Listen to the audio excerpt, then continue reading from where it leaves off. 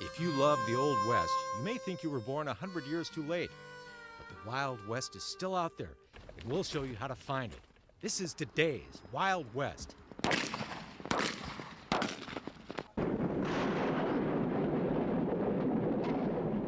Coming up, the amazing career of Hollywood stuntman Lauren Janes, Western artist Ren River, the college course that'll teach you how to ride, and cowboy action shooting on foot and horseback. Hi, I'm Mark Bedore, and today we're at the 8th annual Great Northfield Raid. Now, the original Northfield Raid was back in September of 1876, when Jesse James and his gang got shot to pieces trying to rob a bank in Northfield, Minnesota. Today, Colt 45s and Winchester rifles will blaze away once again, but this time, it's just for fun. Gunslingers are dressed to kill. Everybody's got an itchy trigger finger. Just can't wait to open fire on all those targets. You're going to start off with 2 handguns loaded with 5 rounds, holstered, an empty shotgun. Welcome to the world of cowboy action shooting, where modern-day gunslingers fire 45s, rifles, and shotguns in a race against the clock and their own accuracy. The guns are real, so are the bullets, and safety is issue number 1. Basically, we run what's called a cold range. Nobody runs around with a gun anytime that has ammo in it unless they're getting ready to shoot.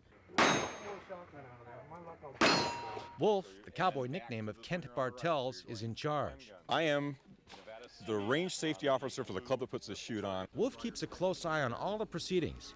Anyone who violates the rules in the slightest way is disqualified. But this sport has never had a single serious injury.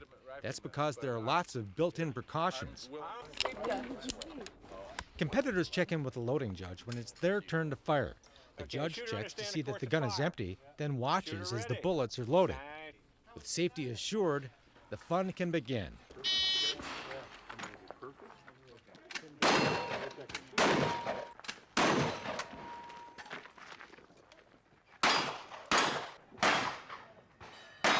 Shooters fire their shotgun, rifle, and pistols and must hit the targets in the order of each particular match.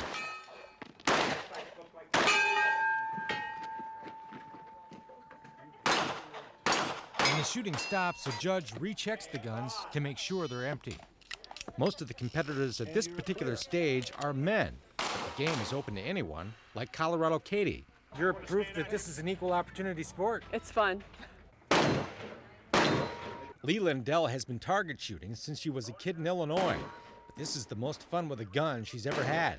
Because it's a little bit more difficult because you have to do things in order and you're on the clock. A big part of the fun are the Old West outfits and aliases. Whatever these folks do from Monday through Friday, come the weekend, they're all cowboys, or cavalry officers, or gunslingers, or gamblers, or whatever character they've chosen to become. You got one more pistol. It's just so fun to be able to fulfill the childhood fantasy. And for David Jones and David Jr., it's a great chance for father and son to spend time together. It's bonded our relationship immensely in the last year. Open that. It's empty. Open it. Now the 2. Remember the 2 on the back? Youngsters are welcome. And while they're having fun, they'll also learn gun safety and responsibility. But in a way, everybody out here is a kid. After all, what kid didn't grow up wanting to be a cowboy? This is your chance to make that dream come true, no matter how old you are. Everybody is happy and friendly and want to help everybody, and it's just fun to be here. And you're welcome to join the party. I'd like to have more people join it. It's really a lot of fun and a lot of comradeship. Cowboy action shooters will be glad to help you get started, just like they did with Don Busick, better known here as Gunhawk. They said, well, come on, shoot, you look like a cowboy. And I said, well, I don't have any guns. And about 5 cowboys jumped in and were handing me rifles and shotguns. Today's shoot is now over. Time to put away all that hardware. Dinner's on the grill, and later there will be music and dancing. So it is a little bit of a social club too. That's one reason why I like it a lot. Next, a different kind of cowboy action shooting, on horseback. I've been riding my whole life, and I'm a speed junkie, I guess. I love it. Why do you do it? Fun. That's the only reason. It's kind of like potato chips, can't eat just one. This is mounted cowboy action shooting. It's it's one fun way to spend the day. I come out of there completely adrenalized. My hands are shaking, my legs are shaking. It's so much fun. Mounted shooting looks something like barrel racing with guns. Riders race the clock through a predetermined course, blasting balloons along the way. The guns are real. The bullets are blanks, but their black powder charge can kill a balloon up to 15 feet away. So by using the blanks, you have the sound and the black powder and the smoke, but it's really safe and we don't have to worry about, shooting anybody. Joe Whiteley is president of the California Desperados, the mounted shooting group putting this match on. He spends his work week at Boeing, building spaceships for NASA. On the weekends, he's a cowboy. I work in the future and I relive the Old West, and sometimes they pick up the nickname, they call me the Space Cowboy. His official alias out here is Gentleman Joe. I don't know how I acquired that. I just came up with that name several years ago. I guess everybody thought I was a nice guy or something, so I kind of assumed that name. Of course, my son doesn't think that. He has other names for me, but... Part of the fun of reenacting the Old West is making it as authentic as possible. So everybody goes by an alias, and most everyone dresses the part. This is a riding skirt. This was very popular for the women riders back in the 1800s. Take Calico Star, for example. If you forget her name, just check out those holsters. His 21-year-old ain't your father's gunslinger. John Wayne never left lipstick on his horse's nose for good luck in a gunfight. Oh, that's his lucky kiss. Calico is also known as Kimberly Harmon. Mom and Dad put her on a horse when she was 3 years old and taught her how to shoot at age 12. You can tell they were good teachers. And touch 12 when you go, get ready. You have to teach kids to respect the firearm. You have to teach kids how to use a firearm and use it safely. And then you make sure that they're not easily accessible. Guns are getting kind of a bad rap these days. Yeah, they really are. They really are. I don't agree with that. I think you have to learn how to use the guns, teach children how to use them, take them to target ranges, and just show them what's up. You know, a car can be just as dangerous as a gun. The Harmons have been playing Wild West as a family for years, performing in places like Tombstone, Arizona with a reenactment group called the High Mountain Gunfighters. One of her favorite things is always hitting me over the head with a bottle, and she's got to be quite good. I've been hit quite a few times. And just like the Harmons, this whole crowd looks like one big happy family. These mounted shooters range in age from 13-year-olds to great-granddads, and all those smiles speak for themselves. It's just being able to be in a great group of people, the whole crowd, all the mounted shooters. They're just wonderful. I love being around that atmosphere. I love being with my horse, and I just have such a high love for the Old West. So all that put together is like a dream come true for me. Where else can you go and relive the Old West and shoot off your horse and have a good time? You're invited, and just like those ground shooters, these guys will also help you get started. They even let me give it a try.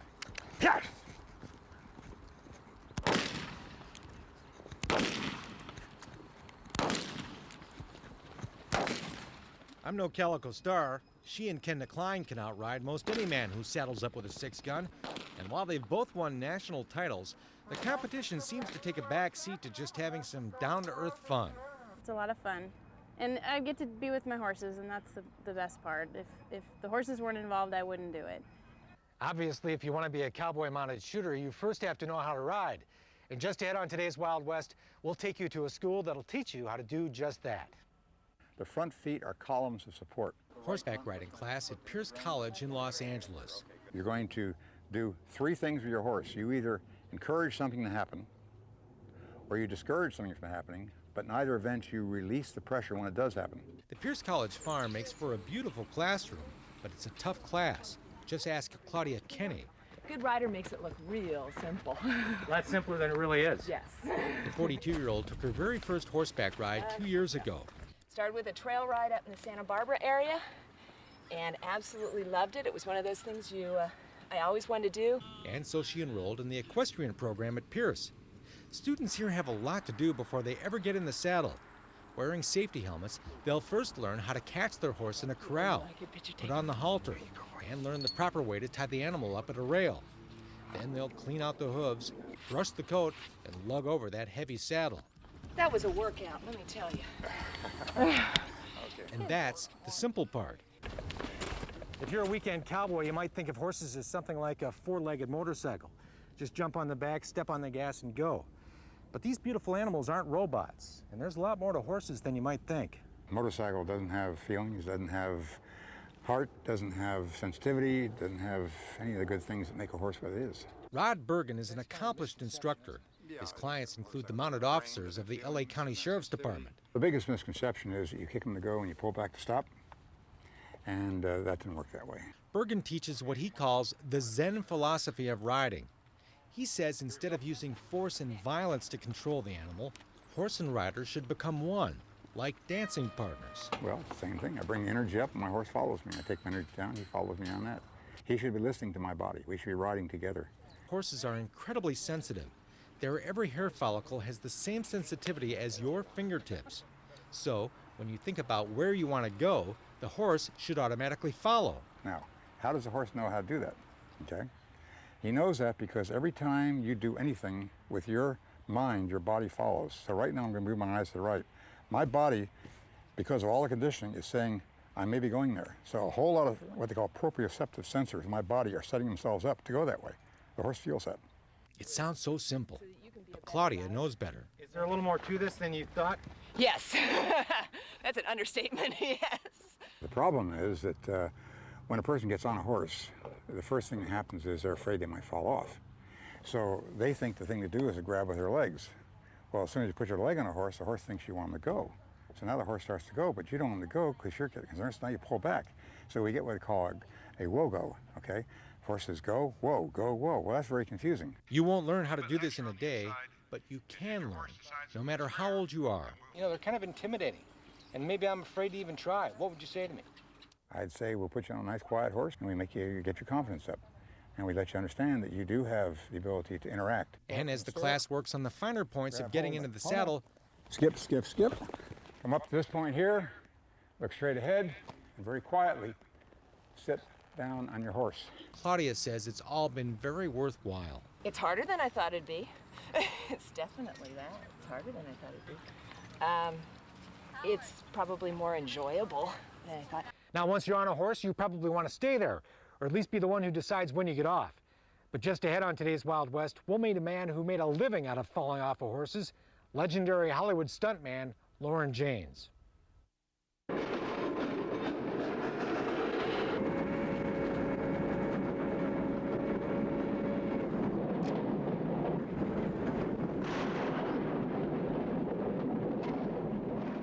It's become a legendary stunt in Hollywood, the fall from the caboose during the train robbery at the climax of How the West Was Won. No computer gimmicks here, it's all real, and it's all the work of stuntman Lauren Janes. We'd been going back and forth on this 27 miles of narrow gauge track where we were shooting all the various stunts. And there was, every time we go by, there's saguaro cactus all over the place. Well, there's this one, it was a big one. You could write a book on Janes. His credits include more than 500 films and more than 1,000 episodes of television. He's fallen off cliffs, battled a giant snake in the Swiss Family Robinson, and crashed through countless balconies and fallen off who knows how many horses. I've fallen off many horses through my life, and doing it deliberately is a little different, but you can plan it, and being a gymnast and acrobat, I know where I am in the air, I know how to turn over, I know how to go head first and duck and hit on the shoulder and flip and flop and that sort of thing. Janes worked with the biggest stars in Hollywood. He's doubled for Jack Nicholson, Yul Brynner, and was Steve McQueen's stunt double for his entire career, including this harrowing scene in McQueen's final film, The Hunter. But one of his favorite movies is one of mine, the classic thrilling Western, How the West Was Won. It was shot in 5 segments, and Lauren did 80% of the stunts in 3 of those. And when he wasn't performing in front of the camera, Janes was behind the lens of his home movie camera, documenting the making of this incredible film. And then I'd have other people do the same thing. I'd pick the spots and the angles I wanted them, and then they'd film me doing my stunts, and I'd film other people. And that's Lauren getting shot by an arrow during the Indian attack on the wagon train and getting trampled by the galloping horses of the pursuing Indians. And while it appears to be Debbie Reynolds who falls off her wagon, it's really Janes who falls, and Janes who vaults onto the back of the horse that races by to pick him up. So I had the loose horses running all around me and the wagon coming at me, and I've got to watch them so they don't kick me and knock me down and then catch his arm to swing up behind him. What's the most dangerous stunt you ever did? They all are, because if a stunt seems very simple and easy and the stunt person says, this is, no sweat, this is an easy thing, then you might relax a little too much take it for granted and not be primed and get hurt seriously. And while all stunts may be dangerous, few are as thrilling to watch as the ones Janes did on How the West Was Won. Janes is one of the outlaws robbing the train at the end of the film.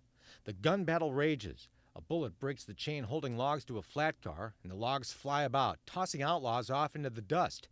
But Jane's character ends up dangling from a log just as it crosses a bridge over a 189-foot deep gorge. And there's no net to fall into until the train gets to the other side. Going backwards, I have to keep looking under my arm and over my shoulder to see where the net is, and then I have to let go before I get to the net because of forward momentum. So I'd let go. When I let go, there's nothing but 189 feet down with rocks. But momentum, I timed it just right, carried me, and I carried over, and then I saw the net come under me, and I hit the net. Then there's the classic of them all, the fall from the top of the caboose. The stunt was the idea of director Richard Talmadge. Because he's always trying to find something. He said, I'm going to find something someday you can't do. Janes went to work. He used a blowtorch to burn off the needles where he'd hit the cactus. Then he cut the taproot so it would fall over at just the right speed. Then Janes had to figure out how to time that unforgettable jump. And if I'd missed it, if I'd been late, I'd have gone, and around the curve there was a whole side of just big boulders, and I'd have lit on the boulders.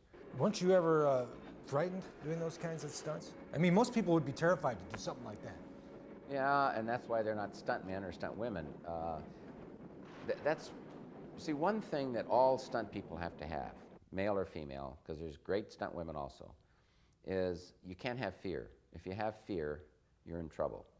That you react different, you do things different with fear. You can't have that fear. That's the worst thing in the world. But the other quality that they all have to have is that when things get tough, things go wrong, the fire gets too big, the explosion, and you're really under pressure, the stunt person has to be a person that remains cool, calm, collected, thinks clearly. You know, if something goes wrong, you figure, well, how do I save myself? How do I save the shot? How do I save other people around? And you may think of 5 or 6 ways to get out of it and to save the thing or whatever, and then you pick the best one and do it in a matter of a fraction of a second. Throughout his amazing career, Janes never even broke a single bone. The 69-year-old is now retired from stunt work, but he still works as a stunt coordinator, second unit director, and does an acting job from time to time. He recently married concert pianist Jan Sanborn, and the two share a beautiful home in the Angeles National Forest outside Los Angeles. And despite a career in the world's most glamorous business, Loren is at heart a cowboy with a genuine love for the American West and all that heritage stands for. There was honor and integrity, and you need honesty and integrity and morals and people standing for something what's right and fight for it. Ren River paints the life she leads, and that life is a unique blend of many influences. Her studio is in the congested city of Los Angeles, but her inspiration is the wide open spaces of the American West and the people and animals who live there. That really appeals to me. I just love that. And I don't like to have a lot of things in my paintings. I like it kind of almost like huge space. Her work is not the realism of traditional Western art. It's kind of a cross between realism and Impressionism. If you're painting in realism, you don't necessarily take them to another place. You take them to a place they've seen before. And that's what I like about being this abstract Western artist, is the color might send you someplace, the clouds over the characters might send you someplace, the beaches definitely take you to another dimension, and there are usually not a lot of figures in my pieces, so it kind of makes you a little bit more pensive, and I think that's kind of enjoyable. Ren's love affair with the West began as a little girl at her father's ranch outside Los Angeles. My mom, the total opposite. Now, she had a nightclub, a wild, wild nightclub, and that's where my music interest and my poetry came in. I used to perform in the club. We all laughed at each other, sang songs to one another. All of those interests come together in a very listenable CD called Buckin' Heart. It's a mixture of poetry, painting, and music. There's pain to poop when it's leaving the chutes. That old bucking heart is just a feeling the blues. I tell stories, and my stories take you to the places my paintings are. Those paintings are based on real places, real working cattle ranches in Nevada and Texas. I started going to cowboy poetry gathering because I'm a poet also, and I write a lot of poetry. I met a lot of wonderful poets there, and a lot of really nice ranchers and a lot of friends. And they've invited me onto their ranches. That led to lengthy stays at some of the biggest ranches in the American West, where she experienced cowboy life firsthand. The hard work, the beautiful country, and the down-to-earth people. The lifestyles, the way they lived with their families, and how they were very close, and something you don't see very much anymore. It's very old-fashioned. I guess I like that. Wren took her camera along, photographing the people and places she would later recreate in painting and poetry. And I met some wonderful cowboys, and one in particular that I used to write quite a bit about. I remember the first time I saw you, the first time my eyes laid upon you. While Wren's work is based on real life, she always rearranges what she sees in intriguing ways. I will take a photograph that's totally in the daytime and paint it in the evening, which is something you don't see very often in horse riders. You don't see them riding at night. So there's kind of a mystery involved in that. I kind of like that. Another mystery you'll see in many of Wren's paintings is an ominous little cloud hovering above her subject. Why the white cloud? I just don't know. I love clouds, and I think sometimes just one cloud up there, you kind of just wonder why. Lately, she's been documenting the cowboys and cowgirls of Southern California, like this work, Bartow Cowgirls, and another, California Cowgirl. We went out to the ocean, went riding. Again, it was a really pretty day, but I wanted to kind of make it a little bit more mysterious with this ominous, white cloud out there, make it a little bit different. Everything about Wren's work is a little different. Paintings that have an identity all their own, traditional subjects in untraditional settings, painted in colors few people would think of. It's an intriguing, mesmerizing, fascinating combination, and it's one that's made Wren River a truly unique and successful artist. To learn more about Wren River's painting, her CD, and other work, contact her on the internet at wrenriver.com. Well, that's it for this edition. We'll be back next time with more cool stuff from today's Wild West. I'm Mark Fedor. See you down the trail.